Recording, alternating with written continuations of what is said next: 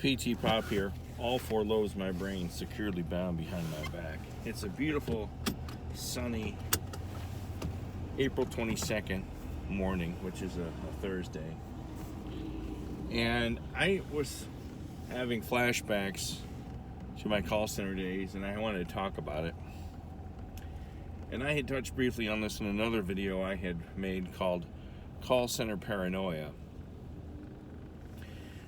And when I was working in call centers, I remember that these supervisors would somehow pull my worst call.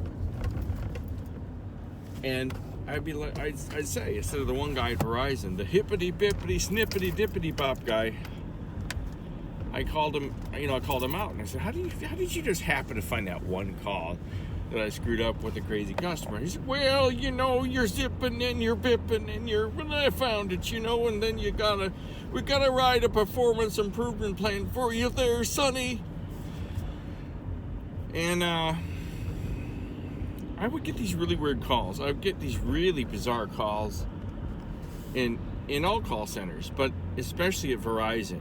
You would get these calls where these men and women would call in and they'd say, well, I got a problem with my phone, but I was at the Hercules and I was traveling in the Bahamas, and you're an asshole and I can't stand but the leaves are falling, and these crazy people they wouldn't make any sense. I would say to myself, these can't be real people. These can't be real people. I mean, is the general public that crazy? Are they all that crazy that they can't formulate a thought and ask what they need on their account? And I had this thought especially when I was working at Verizon, that I had a staff of people, like a staff of supervisors that would call in. You can do this. You can call in if you know the codes and how to get access to the telephone system. You can call in right to somebody's extension.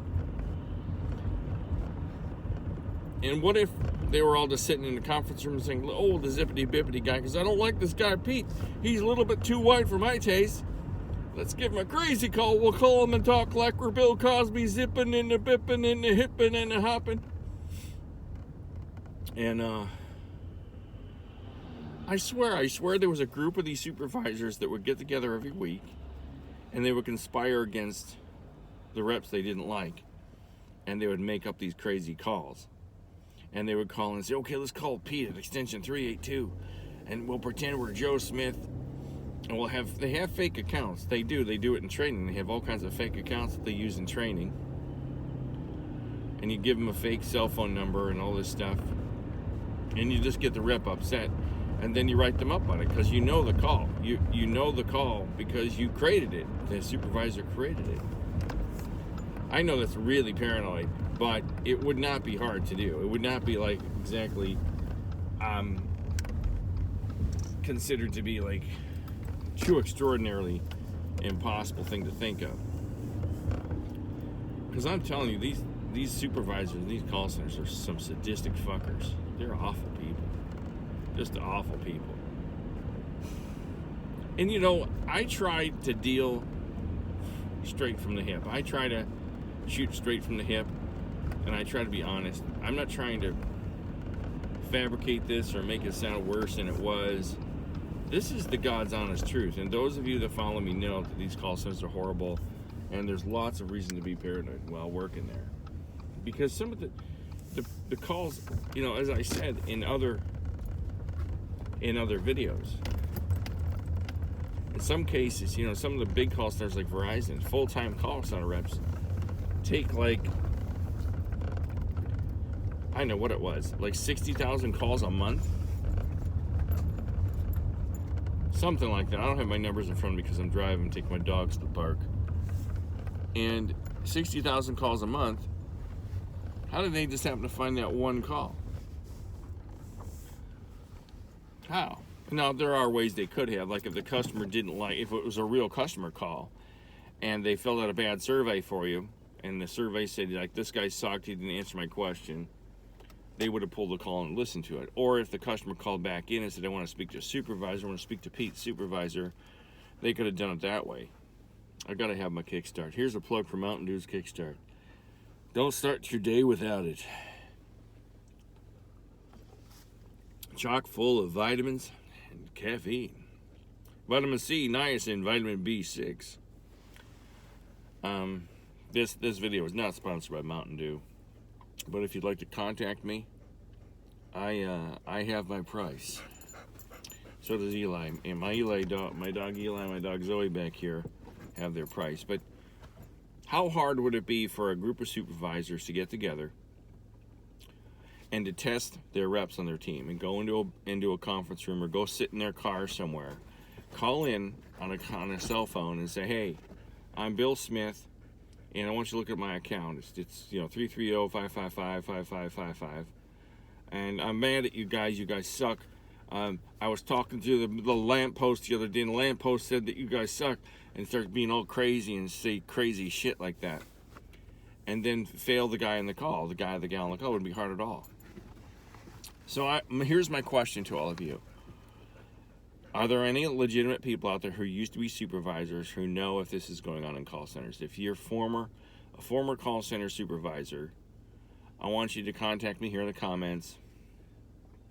Tell me where you worked, or at least tell me what your position was and what was going on, how you cheated people on their calls, if you made up calls. The other thing I want to hear is if there's any call center people out there that genuinely want to talk about their experience.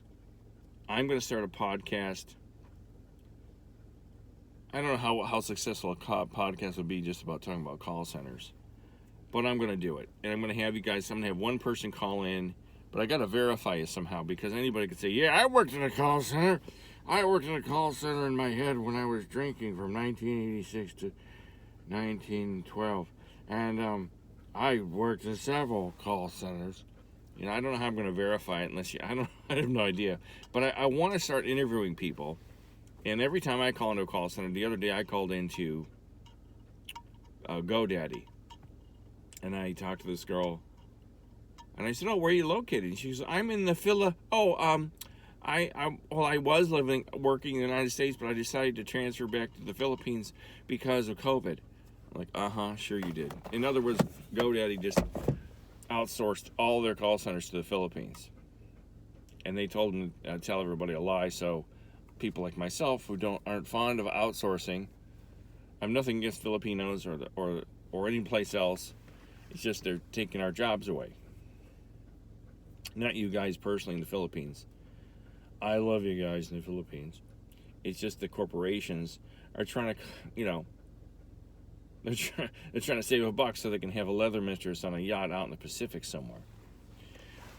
And you don't think I know what I'm talking about. I know what I'm talking about. These mostly men are dirtbags, because what are men motivated by? Booze, sex, and money. They listen to that little guy between their legs a lot. But if you're a former call center supervisor and you know for a fact that they cheated, that you guys cheated, and you made up phony calls and sent them in to your inbound customer service reps, let me know. I'm going to go walk my dogs. Take care. PT Pop signing off. Bye.